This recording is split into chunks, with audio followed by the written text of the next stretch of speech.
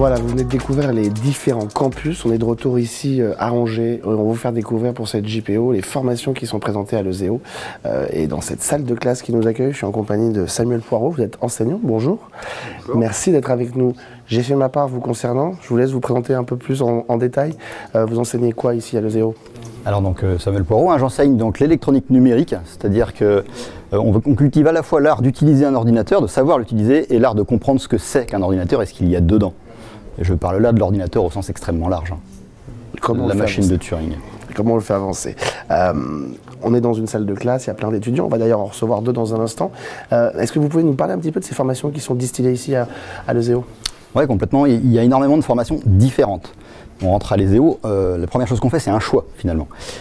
Dans ces formations, on retrouve à la fois des formations beaucoup plus orientées scientifiques, donc là, je pense typiquement à la prépa, prépa maths physique, et puis des formations beaucoup plus orientées pratiques, typiquement le bachelor, qui offre une approche beaucoup plus orientée projet. Et entre les deux, on a une prépa intégrée, qui est une forme de compromis entre finalement de la théorie en quantité suffisante et bien choisie, et de la pratique, puisque dès le début, ils ont l'occasion de faire de l'électronique et de l'informatique. Hormis cette petite partie dont vous nous parliez, technique, pratique, c'est quoi les différences entre ces différentes formations? Alors, les plus grandes différences vont être sur les modalités, la façon d'apprendre. Typiquement, en bachelor, on va retrouver plus de travail d'équipe, plus de projets, et puis une durée de formation un petit peu différente. On est sur un diplôme en 3 ans. Et puis sur les prépas, on a une modalité qui est un peu plus scientifique, mais là aussi, on retrouve des TP, une approche un peu pratique quand même, quoi. C'est surtout ça qui change. Ouais. Et justement, comment ces parcours de spécialisation vont être structurés à l'ESEO et à partir de quand justement les étudiants font leur choix? Ils ne les font pas tout de suite, j'imagine. Donc le choix de spécialisation dans l'école ne se fait pas forcément au début. Au début, on trouve uniquement le choix du cursus de départ, mais ce choix de spécialisation, il va se faire au moment de la 4e année. Et finalement, il y a 1 an et demi d'études, donc entre le milieu de la 4e année là, et puis la fin de la formation, où on va réellement spécialiser les étudiants dans quelque chose qui leur plaît le plus. Ce serait très ambitieux de vouloir leur demander dès le début de choisir. On prend un étudiant qui sort de bac, alors bien souvent ils ont une idée de ce qu'ils veulent faire et c'est vraiment super, mais bien souvent ils changent d'avis au cours de leur formation parce qu'ils découvrent vraiment les matières qu'ils vont pouvoir retrouver dans les spécialités, quoi. Voire même ils en découvrent certaines qu'ils ne connaissaient peut-être pas. Complètement. Et là ils changent d'avis. Très souvent d'électronique vers informatique ou le contraire, on découvre des nouvelles choses, on ne peut pas faire ce choix dès le début. Alors faites-nous rêver un petit peu, c'est quoi par exemple les projets concrets sur lesquels les étudiants peuvent être amenés à travailler? Alors dans le monde de l'informatique, on va plutôt retrouver des projets par exemple autour du web dynamique. On peut imaginer un site web qui pioche dans une base de données et on va à la fois développer donc, ce qu'on appelle le front-end, le site vu par l'utilisateur, et puis le back-end, c'est toute la mécanique qu'on retrouve derrière. Dans le monde de l'électronique, on est davantage sur des projets, par exemple, avec des cartes. Ici, on a une carte électronique qui a été designée par des étudiants de bachelor 3e année. Donc, ce sont des objets communicants, connectés. On appuie sur un bouton et puis ça allume des choses de l'autre côté, etc. Il y a toute une mécanique. Là, on est sur une station de domotique, par exemple. Autre type de projet, là, on est sur des projets qui sont réalisés dans à peu près tous les cursus de l'école. On retrouve donc un microcontrôleur que l'on programme. Là, la plus-value, elle est à la fois dans le câblage de la carte, mais aussi dans le fait de programmer ce microcontrôleur. Ça, c'est ce que j'appelle un petit ordinateur, finalement. Et avec ça, on peut faire des jeux. Alors, nous, on fait des jeux, mais finalement, les technologies qu'on en offre sont exactement les mêmes. Elles sont applicables à d'autres types. Voilà, on trouve ça dans l'industrie pour plein de sujets. C'est plus intéressant de faire ça sur des petits jeux. C'est beaucoup plus ludique. Et puis, on développe les fonctionnalités au fur et à mesure, quoi. Et là-dessus, le projet est complètement libre. C'est-à-dire que les étudiants, ils ont une carte électronique, ils sautent ce qu'ils veulent dessus, en fonction de leurs besoins et de ce qu'ils ont défini comme projet. Et puis ils partent souvent en binôme pour réaliser. Un qui est très large. C'est extrêmement large. La contrainte, c'est utiliser un microcontrôleur. Point. Débrouillez-vous avec ça. Et en tant qu'enseignant, on n'est pas là pour faire un cours magistral sur ce genre de cours. J'ai absolument rien à leur raconter en magistral. C'est plutôt, je suis un guide spirituel technique quelque part. Et je viens débugger ou expliquer comment ça marche et comment on doit construire les choses. Bien plus que de faire du magistral, quoi. Évidemment, évidemment. C'est génial. Et puis un dernier exemple. Ici, je suis arrivé, donc. Ouais, c'est un dernier exemple. C'est un petit robot qui a été développé ici au sein du club robot, mais qu'on va reprendre à des fins pédagogiques. Donc un robot qui est capable de voir son environnement avec un télémètre laser à balayage, un lidar, et de communiquer avec toute une flotte intelligente de robots, voilà, similaire à celui-ci, pour se répartir des tâches, par exemple. Donc c'est des projets qu'on est en train de monter en ce moment-là. C'est génial. Je peux me permettre? Bien sûr, bien sûr. Il y a un petit peu de poids, ouais. C'est costaud, c'est génial. Ça, c'est vraiment concret. Donc, C'est vraiment concret. Ils touchent à quelque chose et il y a un projet qui ressort et ils sont contents parce qu'ils ont mené à bien leur projet en partant de zéro. En partant de rien, c'est ça. Et ça, c'est 100% fait à l'école. Et ça les aide.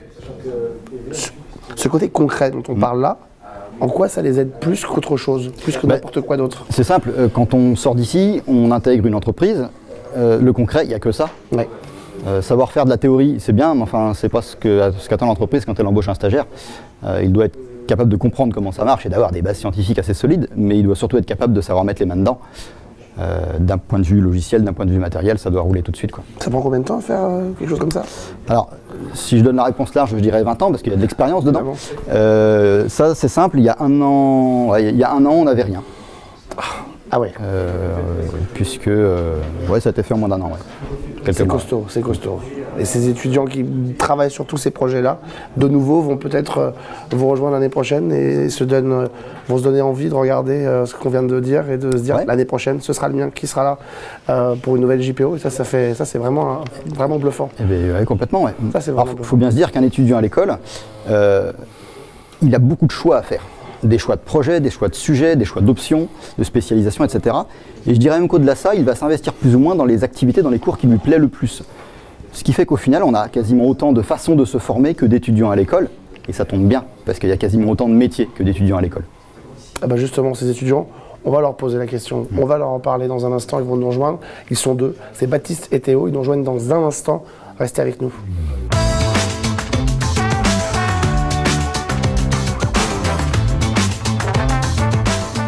Voilà, je vais parler de deux étudiants, ils sont avec nous, Baptiste et Théo, bonjour. Bonjour. Merci d'être avec nous. On va essayer de comprendre un petit peu ce que vous faites ici à l'ESEO, mais la première chose que des étudiants qui nous regardent peut-être se posent comme question, c'est pourquoi vous avez décidé de venir ici tous les deux? Allez, lequel? Vas-y, lance-toi. Pourquoi j'ai décidé de venir à l'ESEO? Premièrement, c'est pour la formation qui est proposée. Le bachelor, ça a été un choix un peu pour pas faire prépa, où il y a énormément de théorie. Dans le bachelor, on a la chance de pouvoir apprendre surtout beaucoup par des modes de projet, à la différence de la prépa. C'est une des attirances pour lesquelles je suis venu à l'ESEO et également le rapport avec la vie associative. À l'ESEO, on a la chance d'avoir énormément de clubs et associations. Aussi, ouais. Exactement. Et de pouvoir combiner études et vie associative, c'est quelque chose qui me plaisait énormément et la diversité des associations et clubs qui sont proposés ici, c'est pour ça, c'est l'une des raisons qui m'a fait choisir l'ESEO en particulier. Et pour toi? Pour moi, du coup, je suis issu d'un bac général avec maths physique et je voulais poursuivre cette voie, approfondir ses connaissances. Et du coup, je voulais m'orienter vers une prépa scientifique. Mais la prépa de l'ESEO me convenait mieux qu'une prépa dans un lycée parce que j'ai senti qu'ici, j'allais être mieux accompagné. Et cet aspect-là m'a séduit. Je me suis rapproché de l'ESEO par des salons et portes ouvertes. Et ça m'a conforté dans mon choix. Et c'est pour ça que du coup j'ai choisi l'ESEO après mon bac. Justement, je vais vous donner la parole à tous les deux parce qu'on aimerait bien comprendre un petit peu votre parcours au sein de l'ESEO. Vous en êtes où aujourd'hui? Comment ça se passe? Vas-y. Alors moi, après un bac général, j'ai intégré l'ESEO en parcours bachelor, donc B1 et B2, mon année actuelle. L'année prochaine, j'ai pour objectif de continuer le bachelor sous statut étudiant, donc en faisant B3, et à la suite d'intégrer le parcours, le cycle ingénieur sous statut étudiant en 3 ans. Donc 3 ans plus 3 ans, à la différence d'une prépa où j'aurais fait 2 ans plus 3 ans. Et ça, t'es heureux, tout te plaît? Ah oui. Ouais, tu arrêtes pas. Tu arrêtes pas d'être venu. Non. Et pour toi? Et du coup pour ma part, même profil initial, un bac général, du coup avec moi maths physique, deux notions que j'aimais approfondir. C'est pour ça que j'ai choisi la prépa CPGE à l'ESEO. Ouais. J'ai commencé par faire MPSI puis PSI. Et pour arriver cette année, en première année du cycle ingénieur, en statut étudiant. Et, le statut étudiant dont tu parlais toi? Oui, c'est ça. Exactement. Et franchement, je me suis épanoui tout au long de ma scolarité. Et du coup, j'ai choisi cette prépa-là pour ce côté réconfortant par rapport à une prépa plutôt traditionnelle. Parce qu'ici, on est quand même vachement accompagné, il y a de l'écoute, les professeurs sont toujours là pour nous aider. Et c'est lâché dans la nature. C'est ça, ouais. C'est vraiment un côté qui m'a attiré, quoi. C'est rassurant? Oui, très. Après le lycée, on est un peu coucouné, c'est vrai que c'est rassurant de se lancer dans des études complexes et d'être accompagné, quoi. Il y a quand même une marche entre le lycée et la prépa, mais du fait de cet accompagnement, on se retrouve jamais seul. Il y a tout le temps des professeurs ou des camarades pour nous aider à comprendre ce qu'on n'a pas assimilé. Vous saviez ce que vous vouliez faire comme métier en rentrant ici ou vous êtes encore en train de vous structurer, de chercher? Non, pas du tout. Moi, j'hésite encore. Hein. Là, cette année, j'hésite entre éventuellement l'aéronautique ou l'audiovisuel. C'est des domaines qui sont totalement différents. Ouais. Mais l'avantage qu'on a, surtout en bachelor, c'est qu'on a un stage dès la 2e année et un autre en 3e année. Donc ça nous permet de faire des stages pour découvrir exactement des nouveaux secteurs. Éventuellement en B2, là, je peux le faire dans l'audiovisuel et en 3e année dans l'aéronautique. Et derrière, trancher vers quoi est-ce que je veux m'orienter. C'est l'un des avantages aussi qu'on peut avoir en bachelor, c'est qu'on a beaucoup de stages. Ça permettra aux gens qui nous regardent de se rendre compte que la palette de choix, elle est hyper large. Et toi, tu savais, non? Moi, du coup, j'avais quand même une petite idée. Moi, ce qui m'intéresse de base, c'est l'électronique embarquée. En fait, ce qu'on retrouve au quotidien. Et comme j'ai toujours cette curiosité pour la technologie, comprendre comment les choses fonctionnent, c'est vers ça que je veux m'orienter. Mais par rapport à tout ce que j'ai découvert, ça place des doutes parce qu'il y a des domaines qui m'intéressent aussi. Genre, pas forcément de l'électronique, mais que ça soit de l'informatique, de la programmation, du web, des choses comme ça, que je trouve très instructif. Et donc, pour l'instant, je me réserve le choix de changer à tout moment. Encore le temps. Encore un petit peu de temps pour réfléchir. Qu'est-ce que vous avez retenu tous les deux de ce parcours, de ces formations? Qu'est-ce que ça vous a appris? Beaucoup de choses. Ouais, j'espère. Déjà, premièrement, en bachelor, on a l'avantage d'avoir un des petits groupes. Cette année, on est 21. L'année dernière, on était 24. La tendance, elle est à diminuer, puisqu'il y en a qui partent en alternance. Donc en B3, on sera sans doute encore moins. Et on a l'avantage du coup d'avoir des professeurs qui viennent nous aider. Si on a une question sur un exercice en cours, il va venir nous voir, nous en individuel, pendant que les autres ils vont continuer à travailler. Et ça, c'est l'une des choses que je vais retenir. Parce que dès qu'on a besoin, les professeurs, ils sont là. On n'est pas à chercher tout seul. Ils vont être là pour nous épauler. Et après, de nombreux projets. C'est l'avantage du bachelor. Des projets de programmation, donc en Java, en Python, en C, et également en électronique, numérique, analogique. Donc les projets qui ont été montrés par Samuel Poirot, c'est des choses que nous, on réalise en B1, en B2, en B3. On soude et derrière, on programme les cibles en fonction du projet qu'on veut réaliser puisque les projets sont libres. Ça, c'est génial. Et toi? Moi, du coup, ce qui m'a réellement marqué, c'est ma première année de prépa. C'est se rendre compte de la marche qu'il y a entre les deux. Entre le lycée et la prépa.